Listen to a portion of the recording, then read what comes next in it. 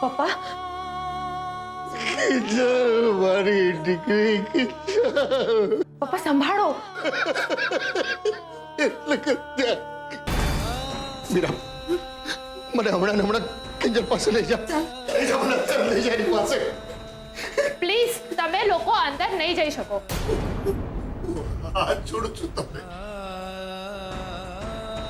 મારી દીકરી અંદર છે અને પછી એક વાર મને મોઢું જોઈ લેવા દો. એ શક્ય નથી. અરે તો શક્ય બનાવો તમે. મારી દીકરી છે કિચન અંદર. જુઓ હું માત્ર એને ખાલી આમ કહીશ ને તો તરત બેઠી થઈ જશે. મને એક વાર એને જોઈ લેવા દો.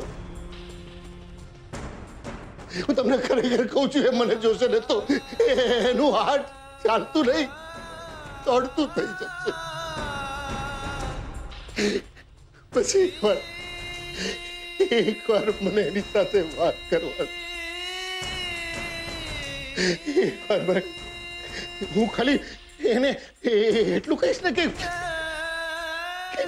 બેટા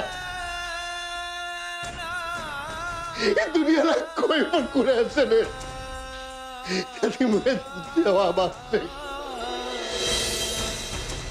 ખરેખર કહું એક વાર.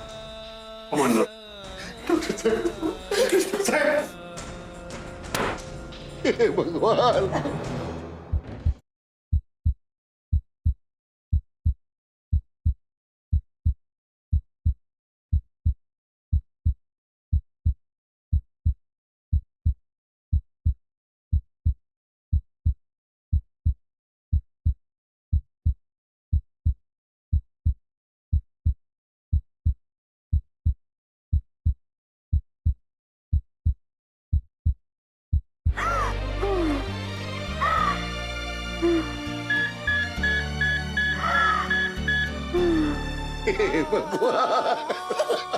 પપ્પા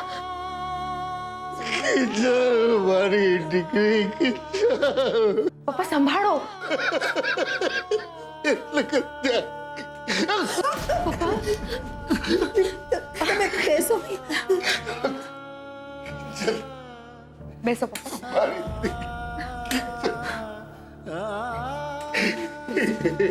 ભગવાન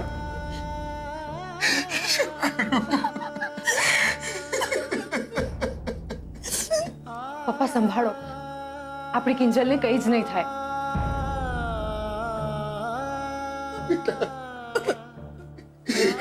કિંજલ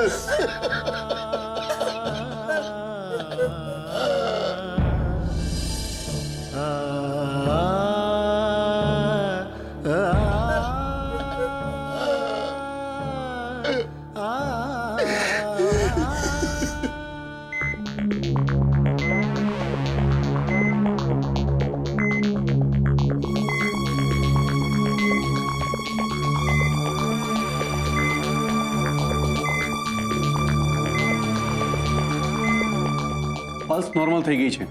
દર 10 મિનિટે એના ધબકારા ચેક કરતા રહેજો.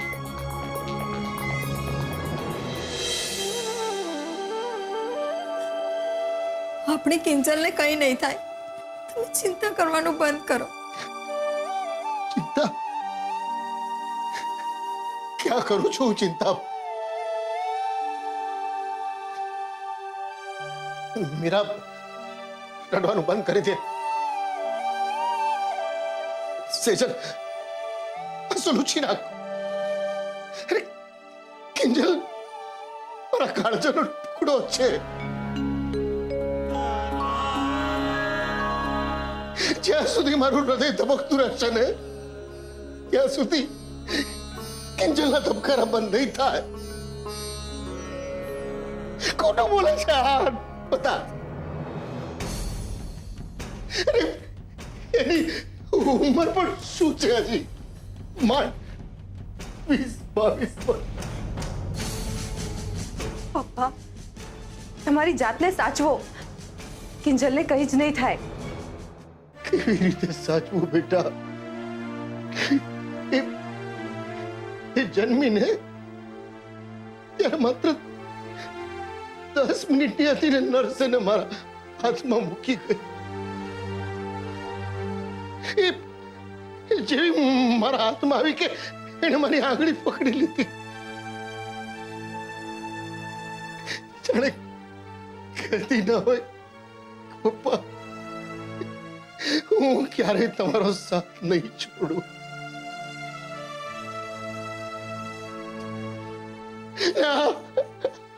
નર્સ કહે છે કે દુનિયા છોડી ગઈ. જુઠ્ઠું બોલે છે રઘુ, જુઠ્ઠું. આપણી કિંજલને કંઈ નહીં થાય. તમે ભગવાન ઉપર ભરોસો રાખો. આપણી કિંજલને કંઈ નહીં થાય. મીરા, હવે ભગવાન પર ભરોસો નહીં રાખી શકાય.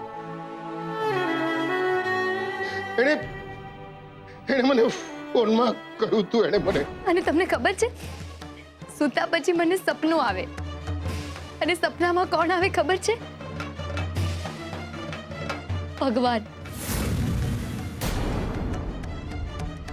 અને મારે ભગવાનને એ પૂછવું છે કે હંમેશા આપણી સાથે જવું કેમ કરે છે? કે પપ્પા, ભગવાન મને સપનામાં આવશે ને, કે પછી આ સવાલ પૂછવા માટે મારે ભગવાન પાસે જવું પડશે?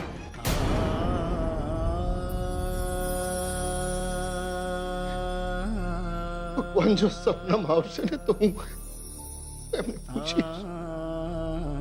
કહ્યું તું એને મને, પણ હું જ ના સમજ્યો. હે ભગવાન, જો તું એના સપનામાં આવ્યો હોત ને તો મારી કિંજલે તારા સુધી આવવું ન પડ્યું હોત.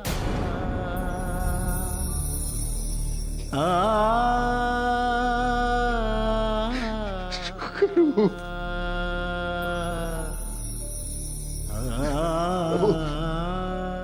મારી આખી જિંદગીના પુણ્ય હું તારા ચરણોમાં ધરું છું. મારી કિંજલના ધબકારા ચા આપી દે, બસ. એના ધબકારા આપી દે. જોઈએ તો મારા ધબકારા લઈ લે ભગવાન, પણ મારી જિંદગી બચાવી લે તું. મારી કિંજલને બચાવી લે.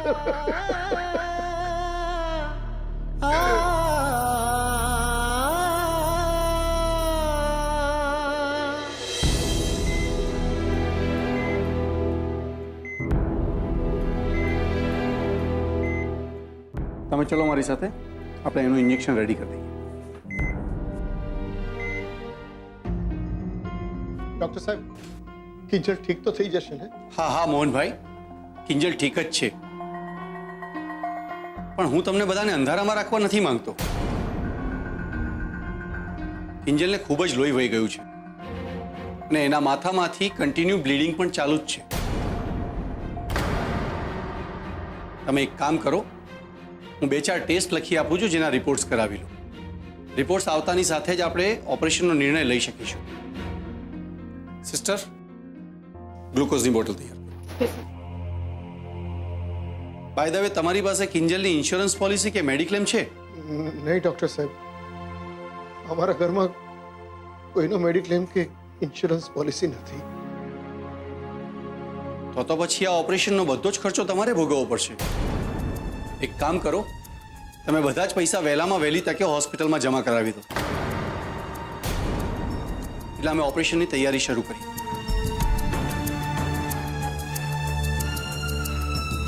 જોયું પપ્પા, મેં કીધું તું ને, આપણી કિંજલને કંઈ જ નહીં થાય.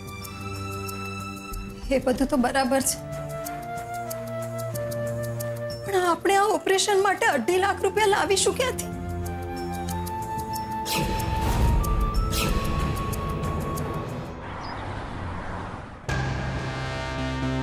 અંદર આવો કે માસુકભાઈ?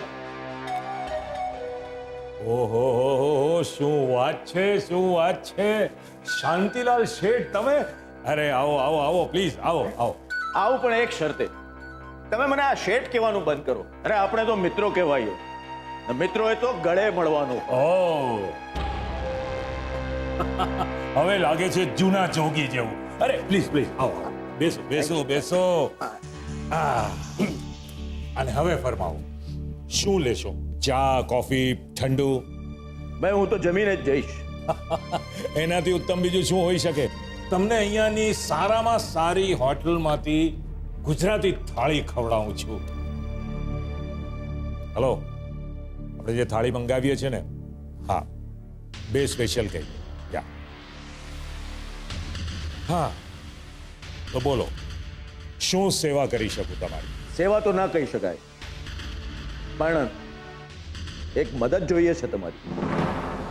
સરકાર સાથે મળીને તાપીનગરમાં એક ફ્લાયઓવર બનાવી રહ્યો છું. ઓહો હો હો, એટલે મારી દુકાનની સામે તમે તમારી દુકાન શરૂ કરવાના છો એમ ને?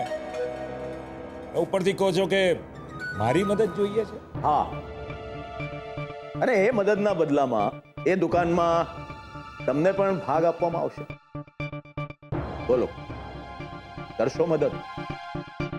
બહુ મોટો પ્રોજેક્ટ છે, બહુમાળી મકાનો, ઇન્ટરનેશનલ ક્વોલિટીના મોલ્સ. મદદમાં જમીન ખાલી કરવા માટે તમને માણસો જોઈએ છે ને?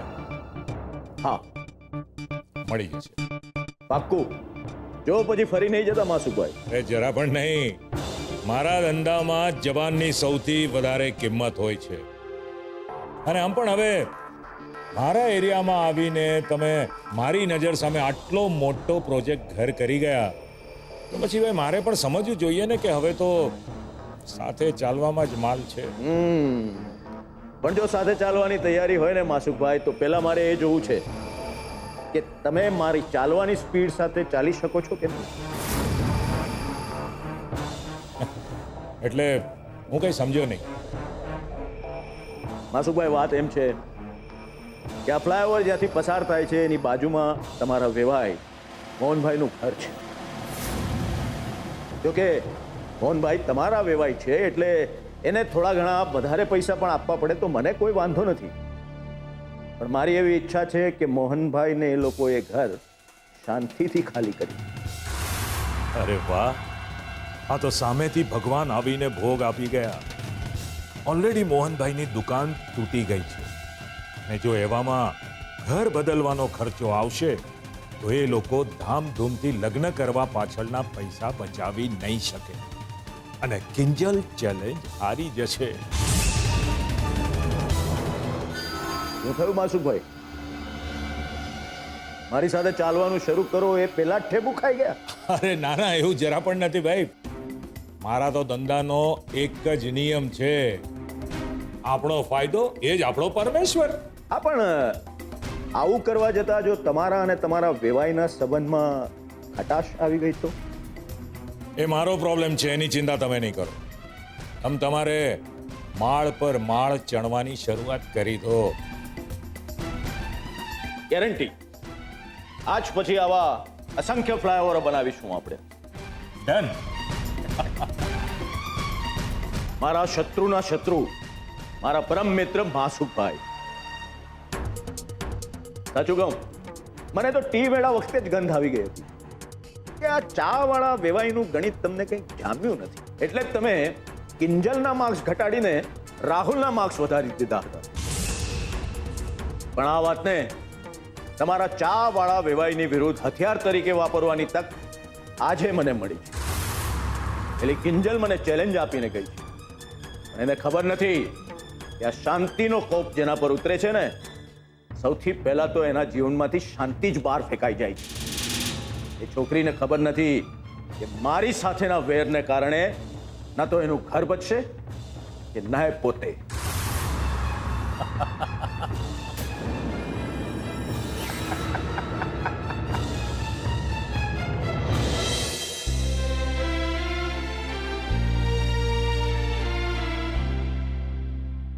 શું કરું? જો મમ્મી પપ્પાને એમ કહીશ કે રૂપેશ મુંબઈ જતો રહ્યો છે અને પપ્પાજી બેંગ્લોર જવા માટે નીકળી ગયા છે, એટલે પૈસાની કોઈ ડિરેક્ટ વ્યવસ્થા નથી થઈ શકી, તો એમને તો ચિંતા થઈ જશે કે કિંજલનું ઓપરેશન કેવી રીતે થશે.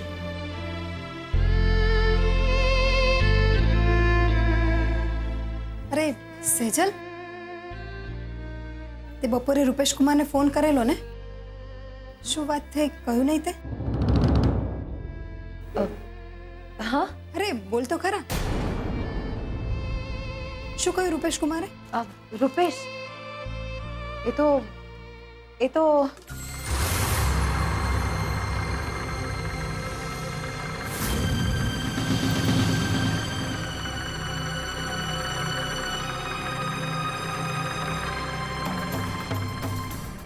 3 લાખ. માફ કરજો, તમારી ઓળખાણ ન પડી. કોણ? અરે પપ્પા, આ શ્રી શાંતિલાલ શાહ છે. યાદ છે ટી મેળામાં જજ હતા પપ્પાજી સાથે? હા હા હા, નમસ્તે. નમસ્તે. કેમ છો અંકલ? બેસો ને, બેસો.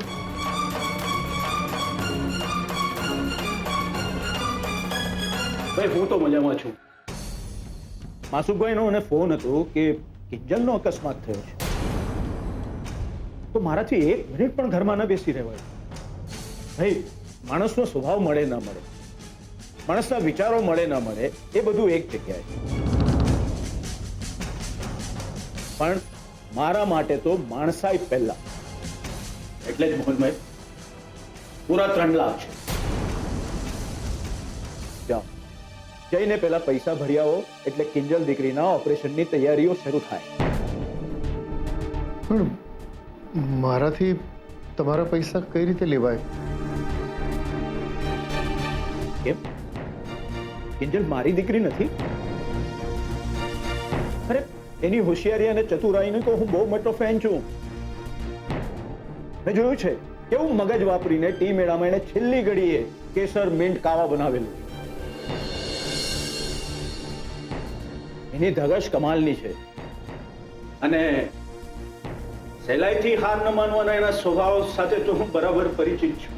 જાણું છું, પણ ભૂતકાળમાં વેશી લઈને અમે ઘણું ભોગવી ચૂક્યા છીએ. મોહનભાઈ, જીવનમાં દરેક વખતે સરખા અને કડવા જ અનુભવ થાય એ જરૂરી નથી. હા, પણ જો મોહનભાઈ, અત્યાર સુધી મને એમ હતું કે આ દુનિયાનો સૌથી જિદ્દીમાં જિદ્દી માણસ હું છું, પણ તમે મારો ભ્રમ ભાંગી નાખ્યો. જો શાંતિભાઈ, આ તમારી જીદ હશે, પણ મારા માટે આ સ્વાભિમાન છે. ભલે મોહન, સ્વાભિમાન તો સ્વાભિમાન.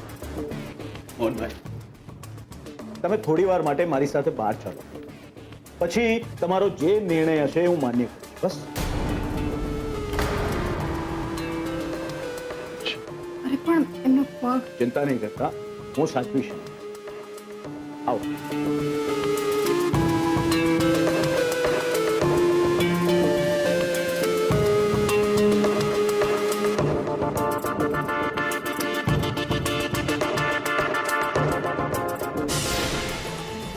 જોયું, મને ખાતરી હતી કે પપ્પાજી કંઈક ને કંઈક તો કરશે જ.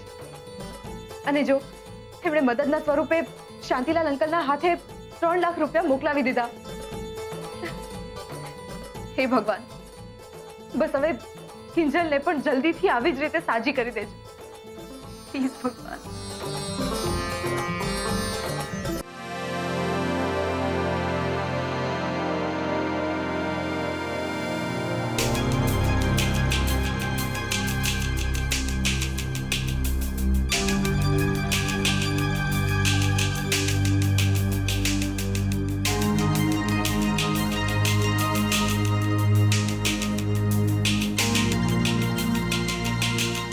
આવો મોહનભાઈ, બેસો.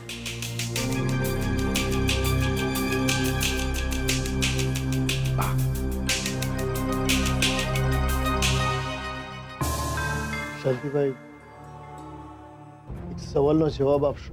અરે પૂછો ને. આ 3 લાખ રૂપિયા તમારી ઈચ્છાથી આપવા આવ્યા કે પછી માસુકભાઈએ મોકલ્યા? શું ફરક પડે છે મોહનભાઈ? ફરક પડે છે. માસુકભાઈને કિંમત ચૂકવવાની આદત છે. એમને એ નથી ખબર કે જે લોકો સંબંધોમાં કિંમત જુએ છે ને, એ કિંમત લોકોની નજરમાં કોડીની થઈ જાય છે. તમારી વાત સાચી છે મોહનભાઈ, પણ મારા જીવનમાં તો જીવન હોય, સંબંધ હોય, મારું ગણિત એકદમ ચોખ્ખું છે. કોઈનાથી કોઈ વાત છુપાવવાની નહીં. જે હોય એ સાચે સાચું કહી દેવાનું. એમ શાંતિભાઈ, મને એમ કહેશો કે કિંજલ તમને મળવા શા માટે આવી હતી?